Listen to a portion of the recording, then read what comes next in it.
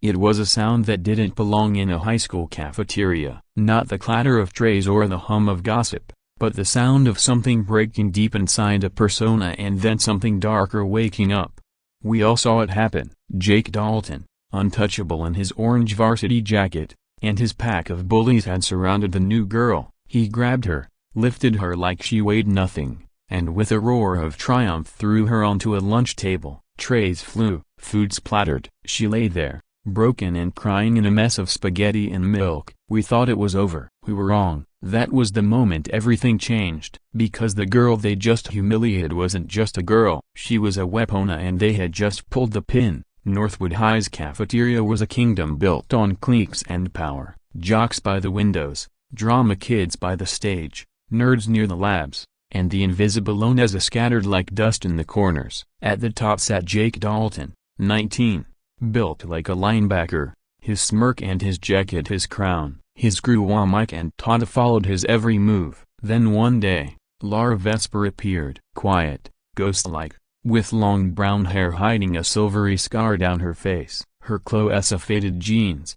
old boots, green sweaters looked more like armor than style. Her pale gray eyes never really looked at anyone, only through them. Rumors spread fast, witness protection, a fire, a fight. No one knew the truth. When teachers said her name, she flinched. When someone asked about her scar, she just whispered, "I fell." Everyone accepted the lie and labeled her broken. That made her an easy target. Jake made her his favorite sport. Shoulder checks, whispers, public mockery. He thought it was funny. He didn't know he was awakening something far worse than his own cruelty. The explosion came on an ordinary Tuesday. Jake had just failed a test. His ego cracked. He needed to feel powerful again, and Elara was right there, sitting alone by the trash cans, slowly stabbing her mashed potatoes with a plastic fork. Jake stood, grinning. "I'm bored," he told his friends. "Time for a little show." The cafeteria went quiet as he approached her. He kicked her table hard enough to spill her milk. "What's wrong, Skara?" he mocked. "Too good for our food?" She didn't move. A tear rolled down her cheek. That one tear seemed to offend him. He grabbed her by the collar, lifted her effortlessly, and threw her across the table. She hit hard. The sound was sickening. Food splattered, milk sprayed, and she lay there sobbing, humiliated, trembling, broken. Jake stood over her, chest heaving. "Stay down," he ordered. "That's where you belong." For a moment, it seemed she would. But then her sobs changed. They deepened, turned into something raw and inhuman. Her body went rigid, her fingers curled, nails digging into her palms. Then came the scream. It started as a low moan and rose into a sound that didn't belong to any teenager. It was the sound of trauma cracking open, of a soul remembering something it had buried. It was a scream that promised violence. And when it stopped, Elara stood, not like a victim, but like a machine resetting itself. She wiped her face with the back of her hand, smearing ketchup like war paint. When she looked at Jake, her eyes were empty, cold and lifeless. "You shouldn't have done that," she said. Jake tried to laugh. "Or what, you gonna cry again?" She stepped forward. "You made me remember," she whispered. He threw a punch. It never landed. She moved a blur and her palm smashed up under his nose. The crack was awful. Blood poured instantly. Jake screamed. His friends charged. She dismantled them in seconds. One flip sent Mike crashing into chairs. A twist dislocated Todd's arm. 10 seconds and all three were down. She turned to Jake, who was pale and bleeding. "My name," she said, "is Vesper, and the last person who made me feel like this is dead." Jake ran, just turned and bolted, slipping on spilled gravy as the cafeteria erupted in chaos. Students screamed. Chairs toppled, and in the center of it all, Vesper just stood there, trembling, her fury fading into exhaustion. She looked at her hands, smeared with blood, and saw everyone staring at her like she was a monster. She wasn't angry anymore, just empty. Slowly, she walked toward the doors and disappeared. The aftermath was chaos, sirens, police, lockdown. Then 2 strangers in black suits arrived. Not teachers, not local cops, a federal. That's when we learned who she really was. Elara Vesper wasn't some troubled girl. She was the daughter of a militia leader, raised on survival and combat training. The scar on her face came from an FBI raid that killed her parents. They'd tried to hide her and witness protection to give her a normal life. But Jake Dalton had accidentally recreated her worst nightmare. Jake never came back. His family moved away. Mike recovered but developed a stutter. Todd's shoulder never fully healed. The school started new anti-bullying policies, but it was too late. We never saw Vesper again. The men in suits took her away, but her story stayed. She became our ghost story, a reminder whispered to freshmen. We learned the quietest people aren't weak. They're just holding back storms you can't imagine. The bullies thought they'd won. In truth,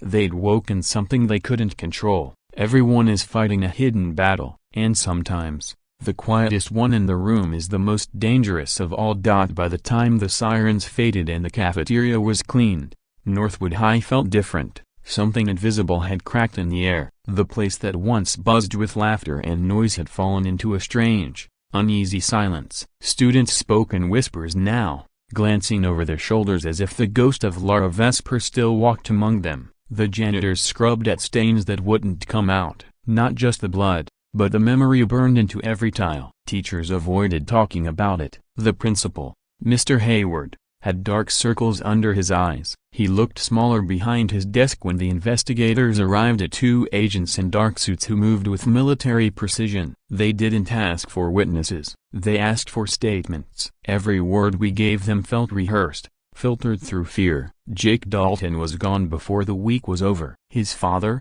red-faced and silent, packed the car and drove him out of town. Todd showed up 2 weeks later with his arm in a sling, but the cocky grin was gone. Mike never spoke above a whisper again. Northwood's kings had been dethroned, and nobody wanted the crown after that. But the story didn't die. It evolved. Freshmen whispered that Lara's scream could still be heard in the cafeteria at night. Some said her locker was still sealed shut. Others swore they'd seen her reflection in the glass of the vending machine near the trash cans.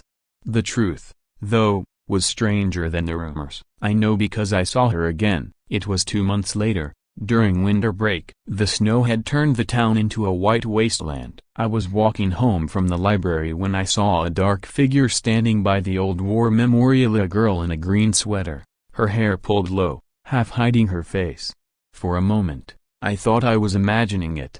Then she turned, the same pale eyes, the same scar. "Lara?" I called softly. She looked at me, not with anger, not with sadness, and just a quiet understanding. "It's Vesper now," she said. Her voice was calm, almost kind. I wanted to ask where she'd been, what had happened. But before I could speak, she said, "They shouldn't have done it to him, but he shouldn't have done it to me either. The world's full of people who don't know how close they are to their own breaking point." I didn't know what to say. The snow fell between us, muffling everything. She reached into her coat and handed me something, a folded piece of paper, old and worn. "You were the only one who didn't look away," she said. "Keep this safe. When the time comes, you'll understand." And then she turned and walked away, disappearing into the falling snow. When I unfolded the paper later, it wasn't a note. It was a photograph, a black and white picture of her from Leah, 2 adults in military fatigues, and a little girl with braids standing between them. On the back, written in small, neat handwriting, were 4 words. They weren't the monsters. That night, I dreamed of the cafeteria again. But this time, it wasn't filled with fear, it was filled with echoes. Her scream wasn't just pain, it was warning, a message we hadn't heard until it was too late. We thought Lara Vesper disappeared, but maybe she didn't. Maybe she was just preparing for whatever came next. And sometimes, late at night, when the wind howls through the hallways of Northwood High, I swear I can still hear her voice, calm, cold, and certain.